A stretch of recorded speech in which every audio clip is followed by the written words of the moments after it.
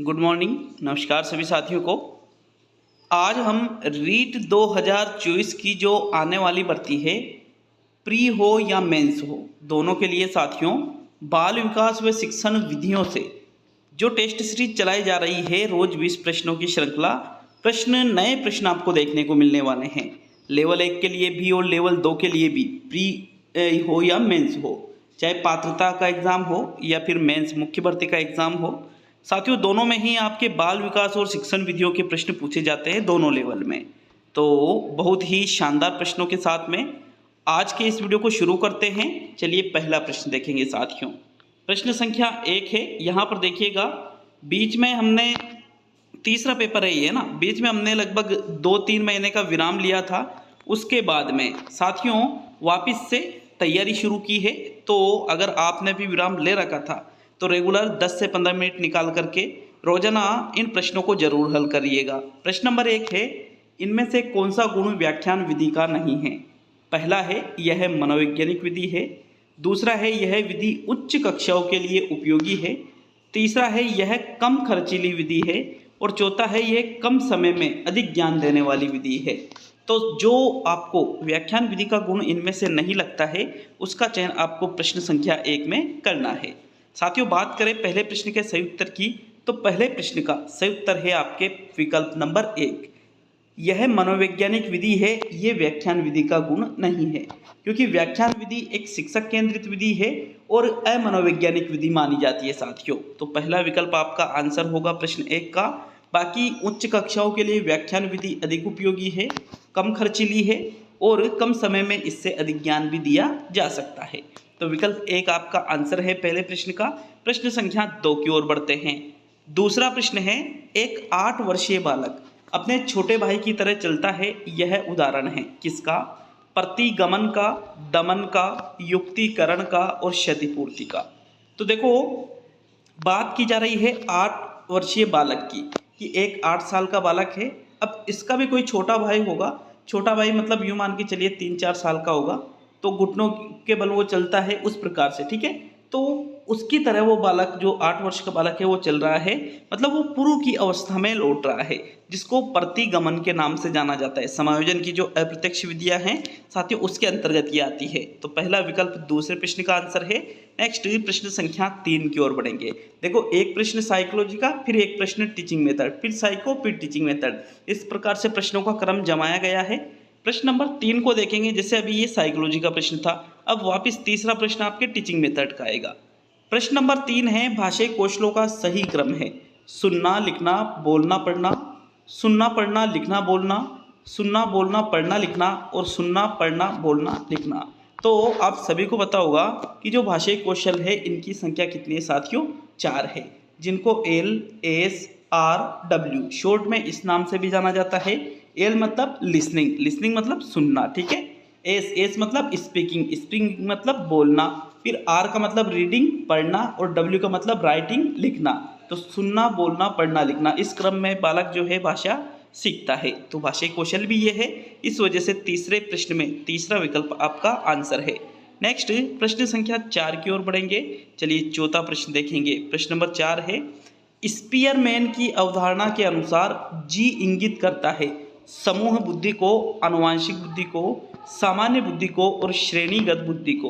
तो देखो, स्पीयरमैन ने बुद्धि के 2 सिद्धांत दिए हैं। एक तो बुद्धि का द्वितत्व का सिद्धांत और एक त्रितत्व का सिद्धांत, ठीक है। अब इसमें एक जी तो इसने ग्रुप फैक्टर समूह बताया है, और जो ये छोटा जी है, ठीक है, ये छोटा जी साथियों जनरल फैक्टर, सामान्य बुद्धि इसको कहा जाता है। तो यहाँ पर आपका विकल्प नंबर जो 3 है, प्रश्न संख्या 4 का सही आंसर है। छोटा जी तो सामान्य बुद्धि और बड़ा जी समूह बुद्धि, ये विशेष तौर पे आपको याद रखना है। तो चौथे प्रश्न में आपके थर्ड विकल्प आपका आंसर है। नेक्स्ट प्रश्न संख्या 5 की ओर बढ़ेंगे। 5वां प्रश्न पूछ रहा है आपसे, इनमें से शाकीय अभिकर्मित अनुदेशन विधि की विशेषता नहीं है। पहला विकल्प है, पदों का आकार अपेक्षाकृत बड़ा होता है। दूसरा है, इसमें विद्यार्थी अनुक्रिया के रूप में सही विकल्प का चयन करता है। तीसरा है, इसमें नवीनता व विविधता पाई जाती है। और चौथा है यह छोटी कक्षाओं हेतु अधिक उपयोगी विधि है। तो देखो शाखीय अभिकर्मित अनुदेशन विधि की बात की जा रही है। एक होती है रेखीय अभिकर्मित अनुदेशन विधि और एक होती है शाखीय अभिकर्मित अनुदेशन विधि। साथियों रेखीय अभिकर्मित अनुदेशन विधि में और शाखीय अभिकर्मित अनुदेशन विधि में अगर तुलना करें तो शाखीय में तो पदों का आकार बड़ा होता है और रेखीय में छोटा होता है। साथियों शाखीय अभिकर्मित अनुदेशन विधि में नवीनता भी पाई जाती है और विविधता भी पाई जाती है। विद्यार्थी जो है अनुक्रिया के रूप में इसमें सही विकल्प का चयन भी करता है। लेकिन शाखीय अभिकर्मित अनुदेशन विधि जो है छोटी कक्षाओं के लिए अधिक उपयोगी नहीं है, बल्कि ये बड़ी कक्षाओं के लिए अधिक उपयोगी मानी जाती है। तो फिर आपके प्रश्न नंबर 5 का कौन सा आंसर होगा? विकल्प नंबर 4 आपका उत्तर है। नेक्स्ट प्रश्न संख्या 6 की ओर बढ़ते हैं।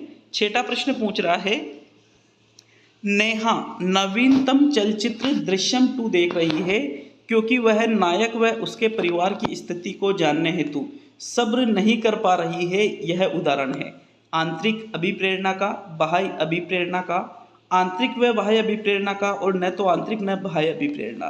तो देखो एक लड़की है नेहा नाम की, क्या कौन सी पिक्चर देख रही है? दृश्यम 2। क्यों देख रही है? क्योंकि जो नायक है, जो हीरो है और उसकी जो फैमिली है उसकी स्थिति आने वाले समय में कैसी होने वाली है ये जानने हैं तो वो सब्र नहीं कर पा रही है। मतलब अंदर से वो चीज़ उसको इस चीज़ को देखने के लिए विवश कर रही है। तो ये फिर किसका उदाहरण रहेगा? आंतरिक अभिप्रेरणा का उदाहरण रहेगा। विकल्प 1 आपके छठे प्रश्न का आंसर है। साथियों प्रश्न संख्या 7 की तरफ बढ़ते हैं। देखिएगा 7वें प्रश्न को, प्रश्न नंबर 7 है, कविता शिक्षण की विधि नहीं है। गीत प्रणाली, शब्दार्थ कथन प्रणाली, खंडान्वय प्रणाली और सूत्र प्रणाली। तो इनमें से कविता शिक्षण, कविता किसके अंतर्गत आती है? पद्य के अंतर्गत आती है।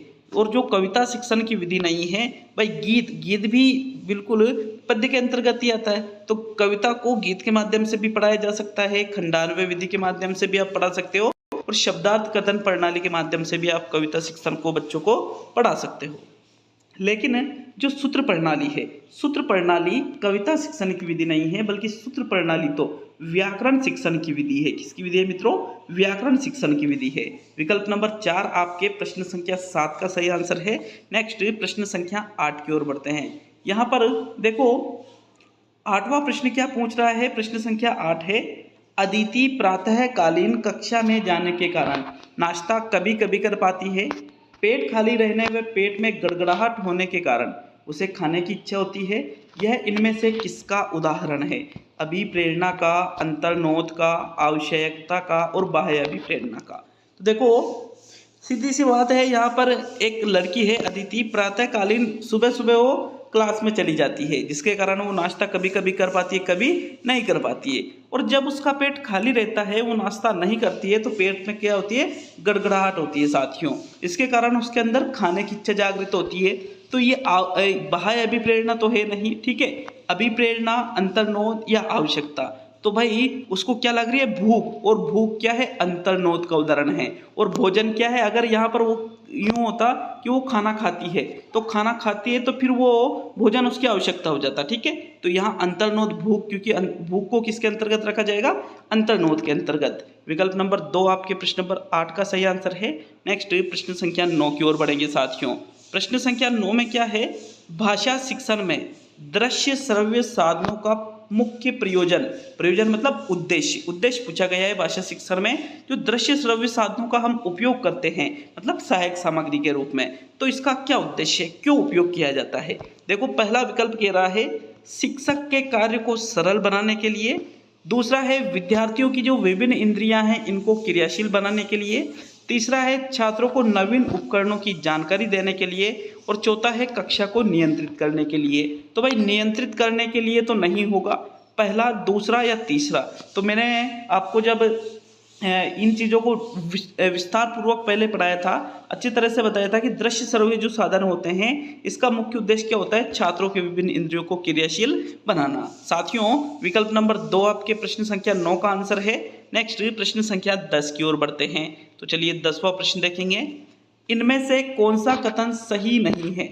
विकास की प्रत्येक अवस्था के अपने खतरे हैं, विकास लंबवत सीधा न होकर वर्तुलाकार होता है, न लिखा था है ना, न नहीं है, खैर एक ही मात्रा ज़्यादा लगी हुई है, विकास सामान्य से विशिष्ट की ओर होता है, और विकास की गति की दर एक सी होती है।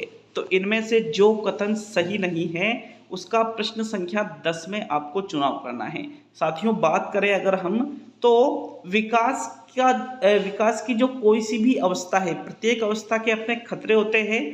लंबवत सीधा ना होकर कैसा होता है, वर्तुलाकार होता है, ठीक है। और विकास सामान्य से विशिष्ट की ओर होता है, मतलब बालक में पहले सामान्य गुण विकसित होते हैं और फिर उन गुणों में विशिष्टता आ जाती है। जैसे हमने उदाहरण क्या देखा था, बालक पहले किसी चीज को पकड़ने के लिए अपने पूरे हाथ का प्रयोग करता है और फिर धीरे धीरे वो चीज़ों को पकड़ने के लिए अपनी उंगलियों का प्रयोग करना सीखता है। तो ये तीनों ही विकल्प सही है। और जो चौथा विकल्प है कि विकास की गति की दर एक सी होती है, ये गलत है, क्योंकि विकास की गति की जो दर है ये अलग अलग अवस्थाओं में अलग अलग होती है, कभी तेज कभी मंद। तो विकल्प नंबर 4 आपके 10वें प्रश्न का सही उत्तर होगा। साथियों, 11वें प्रश्न को देखते हैं। अच्छा लगे वीडियो को लाइक और चैनल पर नए हो तो चैनल को भी सब्सक्राइब जरूर करिएगा। 11वां प्रश्न है, कार्ड पर लिखे शब्दों का चित्रों के साथ मिलान करने का कार्य किस विधि में किया जाता है? साचर्य विधि में, मोंटेसरी विधि में, कहानी विधि में या ध्वनि साम्य विधि में? तो देखो, जब हमने मोंटेसरी विधि पढ़ी थी, ठीक है, मोंटेसरी, कहानी, ध्वनि साम्य, साचर्य, तो भाई कार्ड पर लिखे शब्दों का, भाई यहाँ पर कार्ड पर कुछ शब्द, जैसे कार्ड पर लिखा हुआ है कमल, क्या लिखा हुआ है, कमल लिखा हुआ है साथियों, चित्रों के साथ मिलान करके। अब एक चित्र बना हुआ है, ये कमल का चित्र बना हुआ है इस प्रकार से, ठीक है, ये कमल का चित्र बना हुआ है। तो भाई कमल के चित्र के नीचे कमल रख दिया। ऐसी चीजें जो की जाती है वो कौन सी विधि में की जाती है? मोंटेसरी विधि में की जाती है। विकल्प नंबर 2 आपके प्रश्न संख्या 11 का सही आंसर है। नेक्स्ट प्रश्न संख्या 12 की ओर बढ़ते हैं साथियों। चलिए 12वां प्रश्न देख लेते हैं। प्रश्न नंबर 12 है, शिक्षा मनोविज्ञान की वह शाखा है जो शिक्षण व सीखने से संबंधित है। यह कथन दिया गया है किसके द्वारा? वुडवर्थ के द्वारा, स्किनर के द्वारा, सिम्पसन के द्वारा या पावलोव के द्वारा?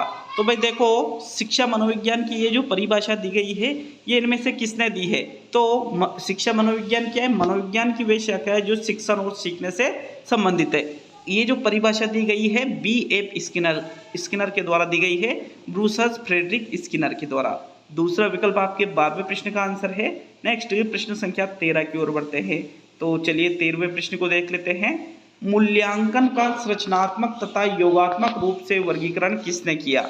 मिकेल स्क्रीवेन ने, स्किनर ने, R.S. शर्मा ने और D.N. श्रीवास्तव ने? तो भाई मूल्यांकन, संरचनात्मक या रचनात्मक भी जिसको कहते हो, और योगात्मक, की भाई मूल्यांकन के 2 रूप होते हैं। इस प्रकार का जो वर्गीकरण मूल्यांकन का किया गया है मित्रों, स्किनर, R.S. शर्मा या D.N. श्रीवास्तव के द्वारा नहीं, बल्कि आंसर क्या रहेगा? मिकेल स्क्रीवेन के द्वारा ही मूल्यांकन का रचनात्मक और योगात्मक रूप से वर्गीकरण किया है। पहला विकल्प 13वें प्रश्न का आंसर है। नेक्स्ट प्रश्न संख्या 14 की ओर बढ़ेंगे। तो 14वां प्रश्न है, 25 वर्षीय लड़का जिसकी मानसिक आयु 16 वर्ष है की IQ होगा, IQ कितनी होगी? ठीक है, 156, 100, 64 और 48। तो एक कॉमन सेंस अपन इस प्रश्न में ये लगा सकते हैं कि लड़के की उम्र तो कितनी है? 25 वर्ष, और मानसिक आयु कितनी है? 16 वर्ष। मतलब वो अपनी उम्र से बहुत पीछे है, मतलब नॉर्मल रहता है तो 100 रहती है IQ, बराबर उम्र और बराबर मानसिक आयु रहती है तो मतलब कम रहेगी, तो 100 भी नहीं रहेगी, 156 भी नहीं रहेगी, 48 या 64 आंसर होगा। अब भाई देखो, IQ निकालने का, बुद्धि लब्धि निकालने का सूत्र क्या होता है? मानसिक आयु बटे वास्तविक आयु इंटू 100, ये सूत्र है बुद्धि लब्धि निकालने का। और शैक्षिक लब्धि निकालने का, शैक्षिक आयु बटे वास्तविक आयु इंटू 100। वास्तविक आयु को शारीरिक आयु भी कहा जाता है साथियों। तो देखो, मानसिक आयु उसकी 16 वर्ष है, उसकी वास्तविक आयु 25 वर्ष इंटू 100 कर देंगे, तो 16 बटे 25 इंटू 100 कर देंगे साथियों। और जब हम इसको काट के और निकालेंगे तो आपका आंसर कितना आएगा? 64 आएगा। भाई 16 इंटू 100, इसको 1600 में 25 का भाग दोगे तो आपका आंसर रहेगा 64। थर्ड विकल्प आपके प्रश्न नंबर 14 का सही आंसर है। नेक्स्ट प्रश्न संख्या 15 की ओर बढ़ते हैं। 15वें प्रश्न में क्या है आपके, देखते हैं। निदानात्मक परीक्षाएं ली जाती है प्रतिभाशाली छात्रों का पता लगाने के लिए, छात्रों की कमजोरी का पता लगाने के लिए, छात्रों के मानसिक स्तर को जांचने के लिए और मानवीय मूल्यों का पता लगाने के लिए। तो एक तो होती है निदानात्मक परीक्षाएं और एक होती है उपचारात्मक परीक्षाएं। भाई यहाँ पर पहले निदानात्मक परीक्षाएं ली जाती है और फिर उनका उपचार किया जाता है। भाई निदानात्मक परीक्षाएं क्यों ली जाती है? छात्रों की कमजोरी का पता लगाने के लिए निदानात्मक परीक्षाएं ली जाती है, फिर उसके अनुसार उसका उपचार किया जाता है, मतलब उनको दूर किया जाता है। निदानात्मक परीक्षाओं की बात की जा रही है ये, ठीक है। दूसरा विकल्प आपके 15वें प्रश्न का सही आंसर है। नेक्स्ट 16वें प्रश्न को देखते हैं। तो प्रश्न नंबर 16, किसी समूह में व्यक्ति की लोकप्रियता ज्ञात करने की सर्वोत्तम व्यक्तित्व आकलन विधि है? अवलोकन, समाजमिति, प्रश्नावली और साक्षात्कार। तो भाई समूह की बात की जा रही है, समूह में व्यक्ति की लोकप्रियता ज्ञात आपको करना है।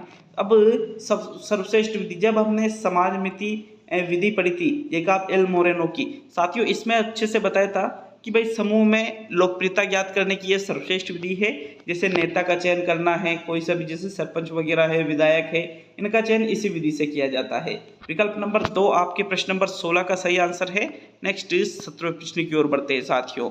17वां प्रश्न पूछ रहा है आपसे, इनमें से कौन सा कथन असत्य है? असत्य कथन का चुनाव आपको 17वें प्रश्न में करना है। विकल्प 1 है मापन एकांगी, मूल्यांकन बहुमुखी है। दूसरा है मापन का क्षेत्र सीमित, मूल्यांकन का विस्तृत है। तीसरा है मापन परिमाणात्मक अभिव्यक्ति और मूल्यांकन परिमाणात्मक व गुणात्मक अभिव्यक्ति। और चौथा है मापन के अभाव में मूल्यांकन का कार्य वैज्ञानिक। तो जो कथन आपको असत्य लगे वो 17वें प्रश्न में देखिएगा। मित्रों, मापन एकांगी होता है, एक विशेष क्षेत्र से संबंधित, जबकि मूल्यांकन कैसा होता है? बहुमुखी, सभी क्षेत्रों का किया जाता है। साथियों, मापन का क्षेत्र सीमित होता है, छोटा होता है, और मूल्यांकन का क्षेत्र विस्तृत होता है, ठीक है। अगर हम तीसरा विकल्प देखें तो मापन परिमाणात्मक मतलब अंकन से संबंधित, और मूल्यांकन परिमाणात्मक व गुणात्मक दोनों होता है। तीनों ही विकल्प सत्य है, लेकिन चौथा जो विकल्प कह रहा है कि मापन के अभाव में मूल्यांकन का कार्य वैज्ञानिक, गलत है, क्योंकि मापन के अभाव में मूल्यांकन का कार्य वैज्ञानिक नहीं होता है साथियों। चौथा विकल्प आपका प्रश्न नंबर 17 का आंसर है। नेक्स्ट प्रश्न नंबर 18 की ओर बढ़ेंगे। 18वां प्रश्न पूछ रहा है, किसी बालक के व्यक्तित्व के आकलन हेतु इनमें से कौन सा परीक्षण सर्वाधिक उपयुक्त है? बालक अंतर्बोध परीक्षण, प्रासंगिक अंतर्बोध परीक्षण, शब्द साहचर्य परीक्षण और वाक्य पूर्ति परीक्षण। अब हमें किसी बालक के व्यक्तित्व का आकलन करना है, तो साथियों नाम ही से ही पता चल रहा है, भाई थोड़ा शब्दों को पकड़ना सीखो। यहाँ पर क्या आ रहा है? बालक शब्द आ रहा है, तो बालक के व्यक्तित्व का आकलन हमें करना है, तो बालक अंतर्बोध परीक्षण ये सर्वश्रेष्ठ रहेगा, ठीक है। बाल अंतर्बोध परीक्षण या बालक अंतर्बोध परीक्षण इसको कहा जाता है CAT, शॉर्ट में इसको क्या कहते हैं? CAT, चाइल्ड एप्रिसिएशन टेस्ट, बालक अंतर्बोध परीक्षण। विकल्प 1 आपके प्रश्न नंबर 18 का आंसर है। नेक्स्ट 19वां प्रश्न। मित्रों 19वां प्रश्न है, निदानात्मक परीक्षण का मुख्य उद्देश्य है छात्रों की कमजोरियों का पता लगाना, विद्यार्थियों के उपलब्धि स्तर को जांचना, विद्यार्थियों के अध्ययन के प्रति रुचि विकसित करना या मूल्यांकन करना। तो भाई देखो, अभी हमने एक प्रश्न ऊपर देखा था, निदानात्मक परीक्षाओं की बात की जा रही है कि निदानात्मक परीक्षाएं क्यों ली जाती है। तो वहां पर हमने क्या देखा था? छात्रों की कमजोरी जानने के लिए, छात्रों की कमजोरियों को जानने के लिए निदानात्मक परीक्षाएं ली जाती है। यहाँ प्रश्न पूछ रहा है निदानात्मक परीक्षण का मुख्य उद्देश्य क्या है? तो साथियों इसका आंसर जो अभी आपका रीट मेंस का एग्जाम हुआ था वहाँ ये प्रश्न पूछा गया है, और इस प्रश्न का जो सही आंसर माना गया है वो माना गया, फाइनल आंसर की के अनुसार बता रहा हूँ, वो माना गया है विद्यार्थियों के उपलब्धि स्तर को जांचना। हालांकि डाउटफुल है प्रश्न, वास्तव में इसका जो आंसर है, निदानात्मक परीक्षण और परीक्षाएं अलग अलग थोड़ी होती है, वही चीज होती है। तो वहां तो कमजोरियों का पता लगाना मान लिया, और यहाँ मान रहा है ये इस प्रश्न में, दोनों ही प्रश्न इसी वर्ती में आए हुए हैं। वहां आपका आंसर क्या मानता है? छात्रों की कमजोरियों का पता लगाना, और यहाँ मान रहा है विद्यार्थियों के उपलब्धि स्तर को जांचना। तो कहीं ना कहीं जो बोर्ड है उसने इस चीज में गलती की है साथियों। इसका वास्तविक आंसर यही होना चाहिए, लेकिन माना दूसरा विकल्प गया है। अब आज का अंतिम और 20वां प्रश्न देखेंगे। मित्रों अंतिम और 20वां प्रश्न, जिस प्रक्रिया में व्यक्ति दूसरे के व्यवहार को देखकर सीखता है न कि प्रत्यक्ष अनुभव से, को कहा जाता है? अनुबंधन, सामाजिक अधिगम, प्रायोगिक अधिगम और आकस्मिक अधिगम। तो भाई व्यक्ति क्या कर रहा है? वह प्रक्रिया जिसमें दूसरे के व्यवहार को देखकर सीख रहा है कि सामने वाला कैसा व्यवहार कर रहा है, उसी प्रकार से उस व्यवहार को देख, एक छोटा बालक ज्यादातर ये करता है, जैसे बालक किसी चीज को बड़ों को करते हुए देखता है और वैसे ही उस क्रिया को वो दोहराता है, ठीक है। प्रत्यक्ष अनुभव नहीं है उसको, फिर उस चीज को वो सीख गया फिर भी, तो इसी को सामाजिक अधिगम के नाम से जाना जाता है साथियों। दूसरा विकल्प आपके 20वें प्रश्न का आंसर है। ये 20 प्रश्न आज के कंप्लीट होते हैं। कैसे लगे हमें कमेंट बॉक्स में कमेंट करके जरूर बताइएगा साथियों।